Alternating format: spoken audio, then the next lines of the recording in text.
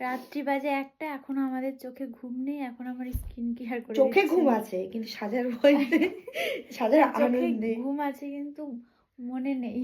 মনে নেই। দেখো গাইস, মালদার থেকে মনে হয় সারা রাজ্যের ধুলো নিয়ে আইছে আমার বাড়িতে। জার্নি করে এসি না গোটা দিন। আর গাইস, আমাকে বাড়ি আইসা শুধু ফেস ওয়াশ দিয়ে মুখ ক্লিন করেছে। ফেস ওয়াশ দিয়ে মুখ ক্লিন করলে হয়? তোমরাই আমি খাও। তো করি না, আমি করি না সিরিয়াসলি।